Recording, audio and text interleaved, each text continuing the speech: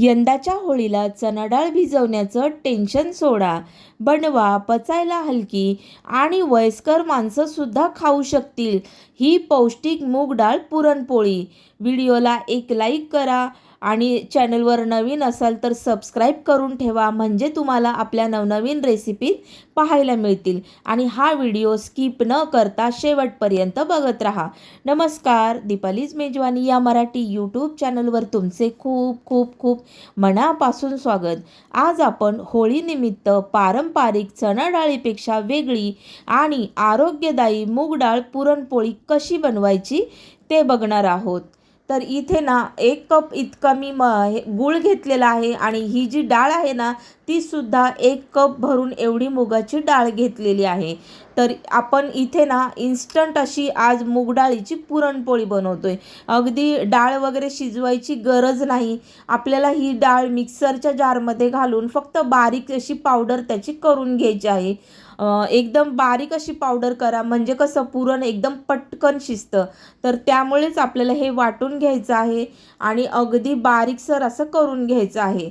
इथे कढई गरम होत आहे, त्यामध्ये ना अर्धा चमचा इतकं आपल्याला तूप घालायचं आहे. आणि इथे बघू शकता मस्त अशी मूग डाळ ना बारीकसर अशी मी करून घेतलेली आहे. अर्धा चमचा तूप घालायचे आणि त्यानंतर आपल्याला यामध्ये किसलेला गूळ घालून घ्यायचा आहे. आता हा जो गूळ आहे ना तर तो आहे 1 कप आणि या 1 कपाच्या अर्धा कप इतकं मी याला पाणी घालणार आहे.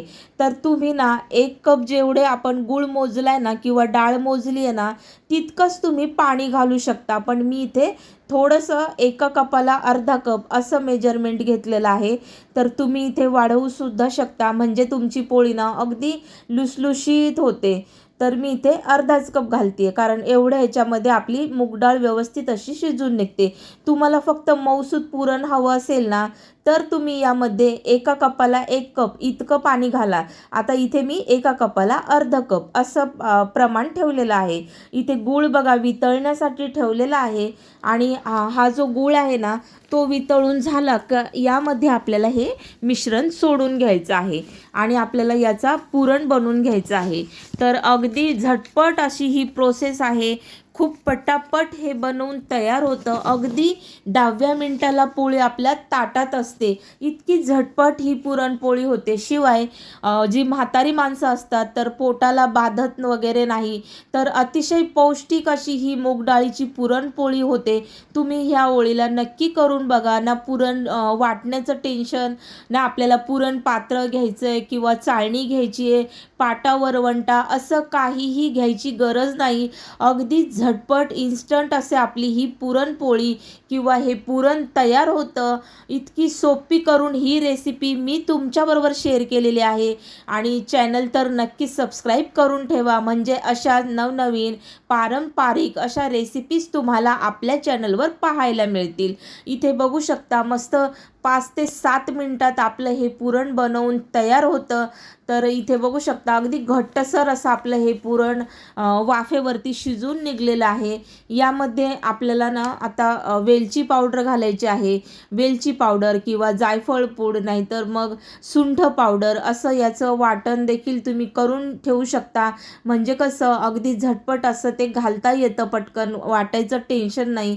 इथे बघू शकता ही पावडर माझी अगोदरच वाटलेली होती, तर मी यामध्ये सोडून घेत आहे. आणि हे पुरण ना थंड झालेलं आहे, प्लेटमध्ये मी काढून ठेवलं होतं.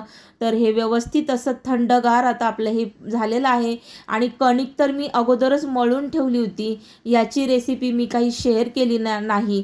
तर इथे बघू शकता आपल्याला हा जो उंडा घ्यायचा आहे आणि हातावरती ना मऊसूत असा एकदा करून घ्यायचा आहे आणि याची जी वाटी करून घ्यायची आहे आपल्याला या पिठाची. तर इथे बघू शकता व्हिडिओत दाखवल्याप्रमाणे याचप्रमाणे बोटांची जी हालचाल दिसते ना तशाच पद्धतीने वाटी बनवून घ्या. आणि आपलं जे पीठ आहे त्याचा उंडा कमी आहे आणि पुरणाचा उंडा आपला जास्त आहे. तर नेहमी ना असंच प्रमाण घ्यायचं, व्यवस्थित असं पुरण ना अगदी दाबून असं भरायचं, म्हणजेच आपली पुरणपोळी खाण्यासाठी अतिशय मस्त अशी लागते. आणि पुरण भरभरून घातलं ना तरच ती पुरणपोळी.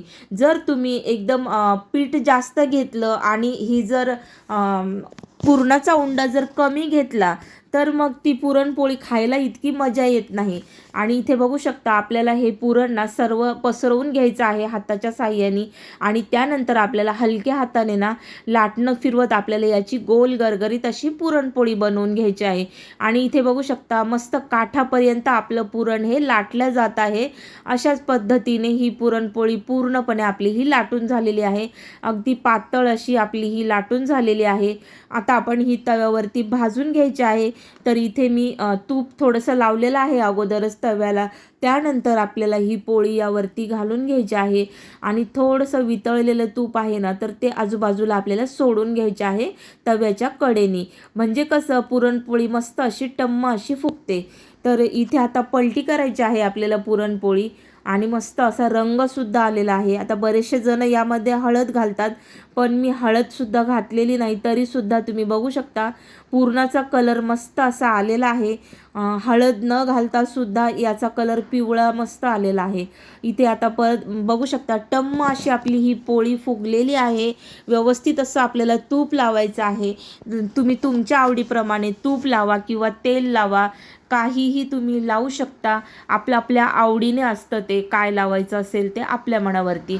इथे बघू शकता खरपूस अशी पोळी ना मी व्यवस्थित अशी भाजून घेतलेली आहे. तुम्ही यापेक्षा थोडीशी कमीसुद्धा भाजू शकता. आणि इथे बघू शकता मस्त अशा आपल्या पोळ्या बनवून तयार झालेल्या आहेत. अगदी मऊसूत अशा पोळ्या ह्या बनवून तयार होतात. सोबतच दूध आहे, त्यामध्ये साजूक तुपाची धार सोडलेली आहे. आता याबरोबर तुम्ही गुळवणीसुद्धा करू शकता. आता बऱ्याचशा जणांना गुळवणी आवडत नाही, हे दूध आवडतं किंवा मग आमटी आवडते. अशा सगळ्यांचं कॉम्बिनेशन हे वेगवेगळं असतं. कोणकोणत्या भागामध्ये कोणी यामध्ये खीरसुद्धा वापरली जाते. बरेचशा भागामध्ये खीर करूनसुद्धा पोळीबरोबर खाल्ली जाते.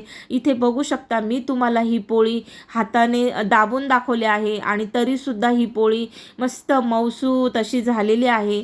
अगदी एकदम मऊ मऊ अशी लागते ही पोळी. तर तुम्ही या पद्धतीने एकदा ट्राय करा. अगदी पौष्टिक आहे, पचायला हलकी आहे, त्याचबरोबर पोटाला अजिबात बाधत नाही. अशा पद्धतीने एकदा तरी ट्राय करा आणि ह्या होळीला तुम्ही एकदा करून बघा आणि मला कॉमेंट करून सांगायला विसरू नका. व्हिडिओ आवडला तर लाईक करा आणि चॅनल सबस्क्राईब करायला तर विसरू नका. तुम्हा सर्वांना होळीच्या खूप खूप शुभेच्छा.